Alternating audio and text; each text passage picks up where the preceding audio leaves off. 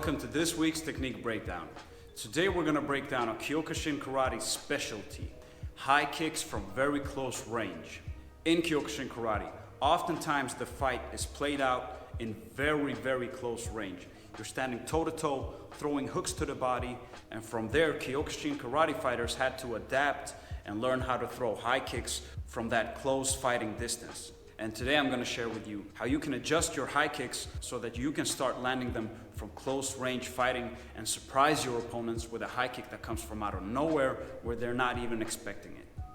This is one of my specialties, one of my favorite techniques to use both in competition and in sparring.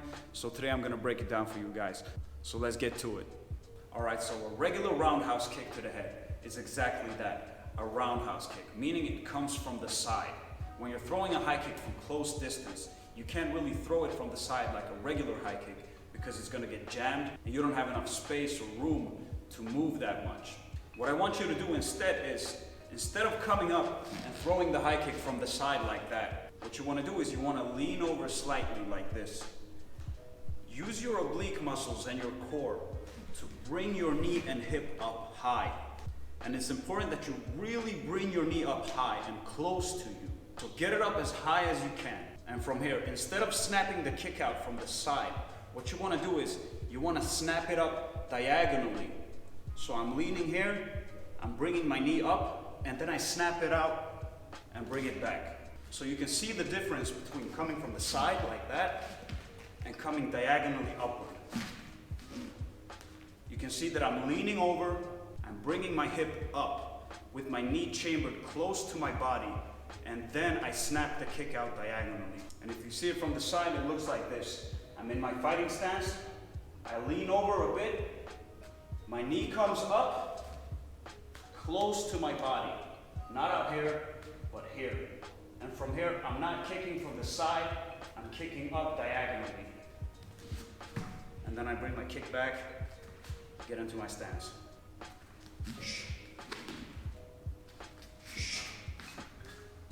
Now, you're not going to be able to rotate as much as throwing a regular roundhouse kick to the head, but there is enough weight in your leg to move someone's head and rattle their brain if you snap it out quickly and they're not expecting it.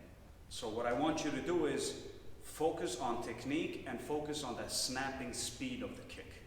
So once I get the steps down, I'll start throwing it with some speed. So I'm here, I'm moving.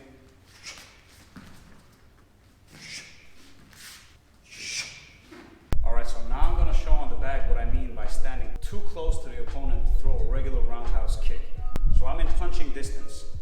And if I want to throw a regular roundhouse kick, it might get jammed on the way up, or my opponent is going to see it and block the kick easily, or move into it. Now, what I want to do instead is what I just showed you.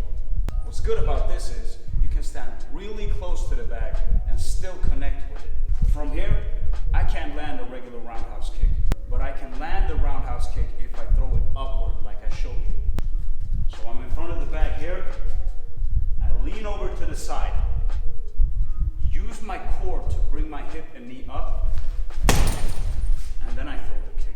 So I'm in here, just throwing hooks, I'm in close, lean over, knee comes up, and I snap the kick out.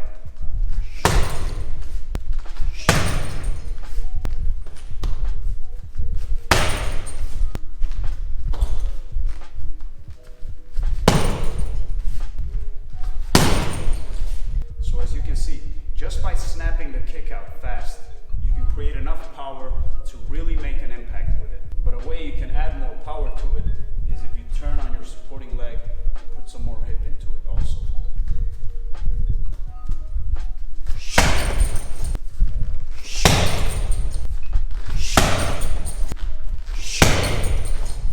Now, to be able to throw the kick this way, it's going to require some flexibility in your legs. Of course, you're throwing a high kick. But one thing that it also requires is strength in your hip flexors. You need strong hips to be able to bring your knee up that high and to snap the kick out with power. One thing that I do to work on this hip flexor strength, and one thing that makes my kicks faster and stronger, is doing isometric holds. So what you can do is you can grab onto something and then you pull your knee up, chambered as high as you can. And this is maximum for me right now. And what I do from here is I simply hold it.